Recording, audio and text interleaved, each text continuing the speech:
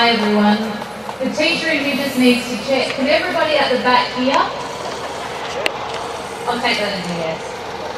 I would also like to acknowledge the traditional owners of the land on which we're gathered, and I pay my sincere respects to their elders, both past and present. I acknowledge the children, women and men in Nauru and Manus who sought Australia's protection, and those in various forms of detention and limbo around Australia, especially the young people I taught and their families. Honestly, when I was asked to speak here today late last year, I really hoped there'd be no need. That the US deal would be delivered, Manus would be closed, and those brave children, families and men would be on their way to rebuilding their lives, to recovering from the torture and trauma of the last 4 years of indefinite detention, not to mention whatever experience forced them to flee in the first place. Yet here we are, all here again today in the rain. And let me just say something about the rain. In October 2014, the government announced a $40 million resettlement deal with Cambodia. They also announced that people in Christmas Island would be moved to Australia, and allegations of sexual abuse started to emerge in Nauru. The children and their families camped out in the rain for more than 2 weeks. So there's not a chance in hell that I would not be here today in this weather, rain, hail or shine, when they can sleep out in there for their basic human rights.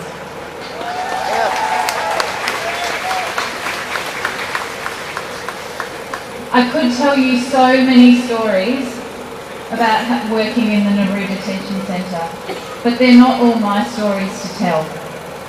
So I ask you to please continue reading what the kids have already written, what the men and women in Nauru and Manus have already written and published, and to share their voices with your federal MP, with the opposition members, with Senate representatives, with people you wouldn't ordinarily engage with, and to do it with kindness and compassion and a desire to find a solution.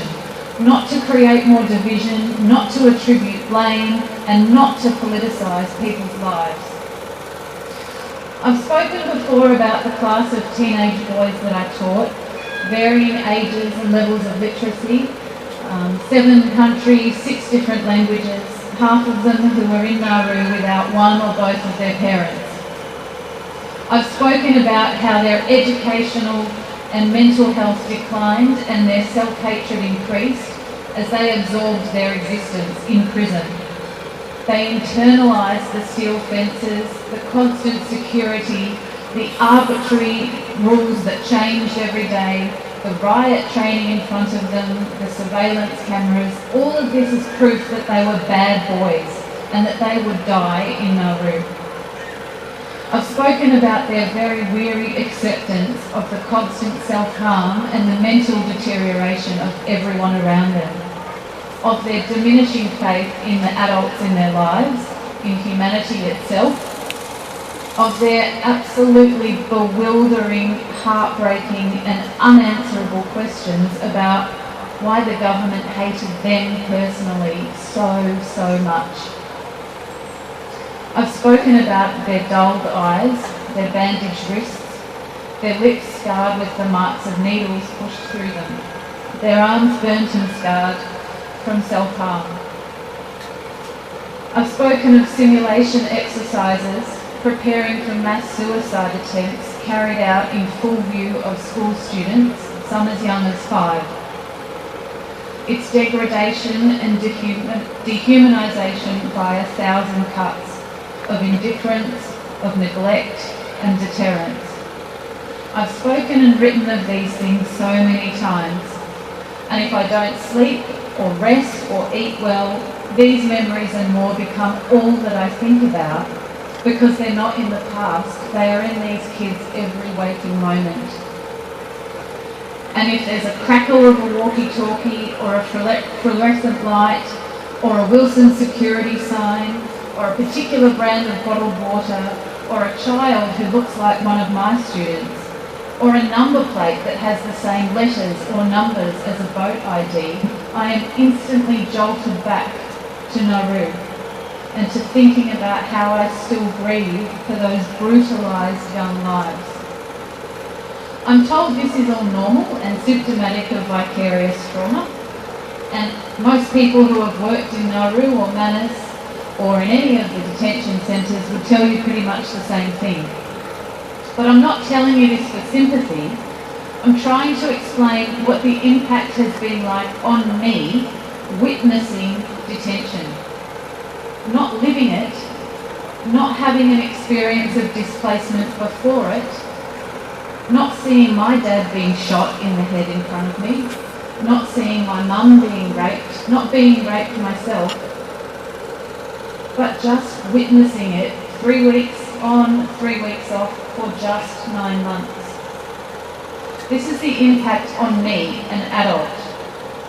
With the support of family and friends, I've got access to counselling, a regular job, good health, and complete agency over my life to make a decision about whether I come or go. So I tell you this so that you'll tell others, perhaps to give them a window into the magnitude of the damage that has been done and continues to be done to these young people who have just sought our protection.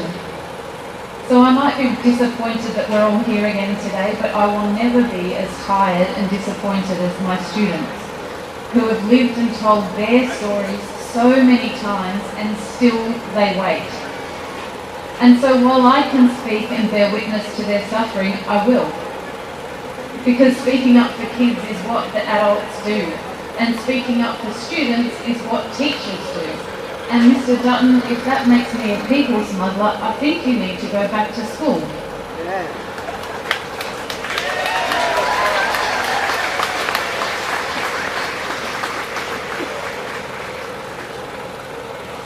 Last year there was extreme manic jubilation in Nauru, and I assume in Manus, when the US deal was announced.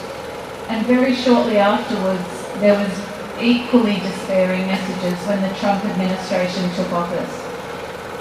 One of my students said to me, "Teacher, Australia doesn't want us, New Zealand doesn't want us, America hates us, no one wants us." How do you tell children, teenagers, young people in their formative years that they are loved and wanted, that they are worthy and dignified, respected and valued, when the world's leaders are saying the exact opposite?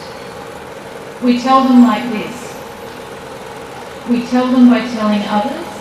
We tell them and we tell them and we tell them again and again and again.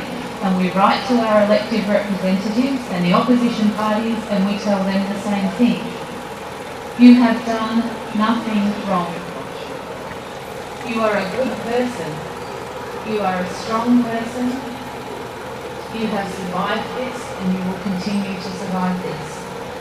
And we hope and we pray that that will be just enough to bolster the incredible resilience and fortitude that they've had to display so far, and that it keeps them safe until genuine resettlement is achieved. I asked some of the students if there was anything they would like to say for me to read out to you today. Many of them just expressed gratitude for the message, but most of them are too tired and too traumatised to even engage anymore. One said, "Just talk about our school, thanks teacher. I don't really have any words to say." Another said, "Thank you so much for caring about refugees. Sorry, I'm just speechless and I don't know how to describe my feeling regarding what Australia has done to us." So I ask you all to send these kids and their families and the men on Manus a message. I promised the kids I'd take a photo of today, so can I ask you all to make this heart sign? And I'm going to try to capture it so I can send it to them to show them that there is love and there is support, and that when they're feeling like giving up, we're here for them. That looks amazing.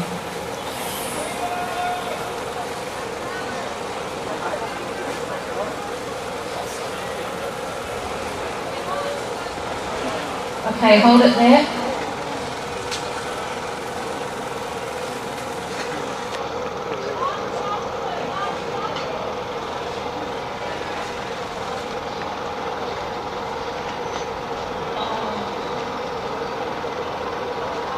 Keep holding it.